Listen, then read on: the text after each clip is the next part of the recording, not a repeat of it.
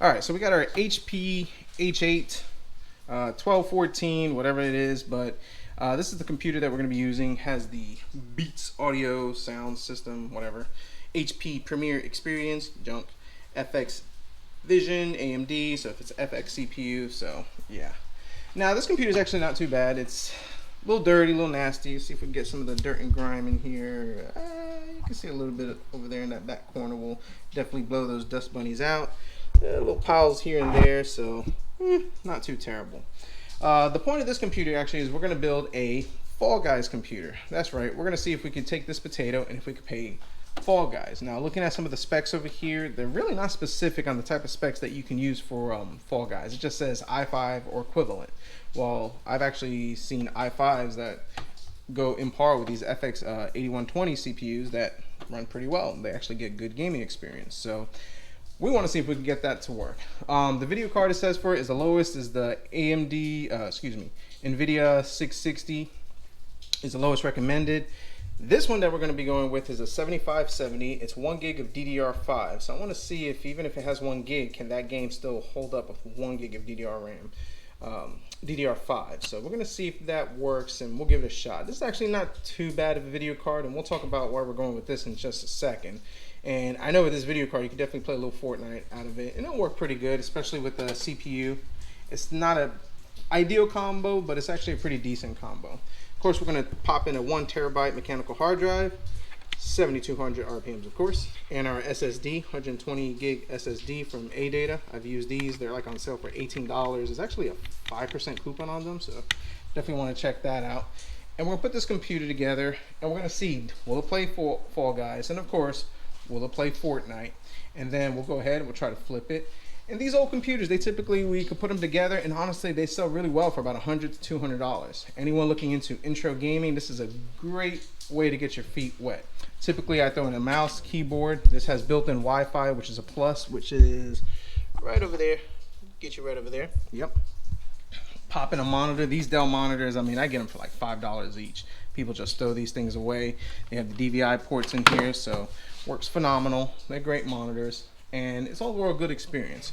Of course, we're going to be using our DataVec X Power. This thing, I tell you what, did a video on it. Definitely got to check it out. This thing is phenomenal. Saves you a ton of money, saves you a ton of time. Can of compressor is about $6, $7. You usually have to go through about 1 or 2 of these, and then when they get real ice cold, can't use them no more. You got to wait for them to cool down, so it's a pain in the butt. But this thing, just keep blowing and you're good. So definitely going to do that. So we're going to pop some thermal paste over here. We're going to blow out all this dust over here, install Windows, put this thing back together, clean it up real nice, pop in some Fall Guys, pop in some Fortnite, and see if we can get a good budget gaming computer on this potato PC. So let's go ahead, let's do some cleaning, and let's get this thing rolling.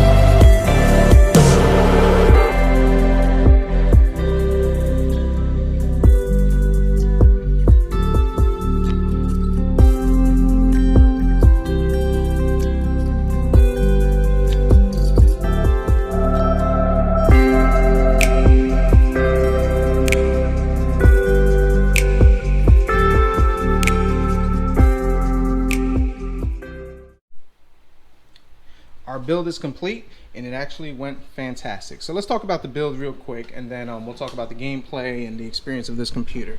So this HP H8 1214 originally came with a AMD FX 6100 1.5 terabyte hard drive, which this one didn't have it, and it came with 10 gigs of DDR3, and that was about it. So what did we do to make it better?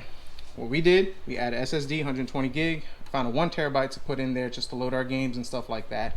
The CPU, we actually went ahead and we upgraded it to an 8120 just to get better performance, and this CPU runs a lot better than that 6100, so definitely happy with that.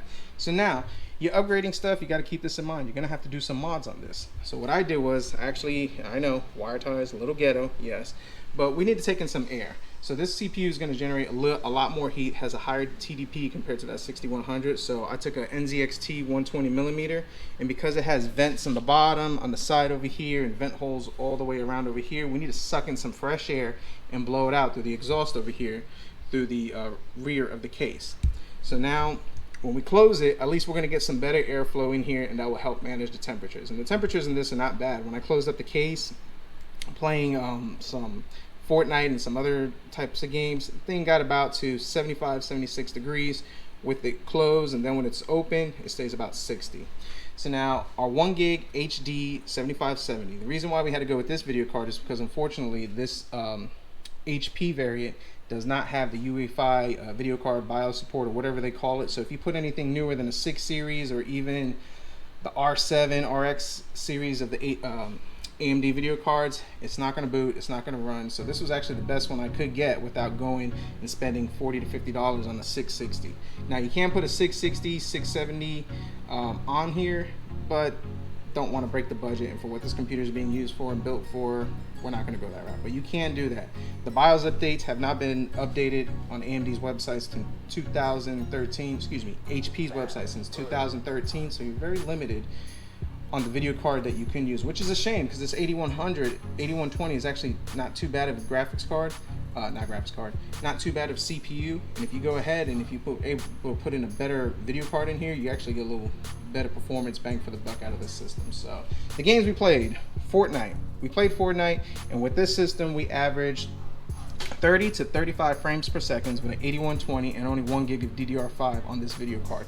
Not too bad. The only issue that I will say is that this fan did ramp up. It did get a little loud at times, and that's because this heatsink is probably a little underrated for this CPU. But our temperatures maintain manageable, which we talked about that just a little second ago.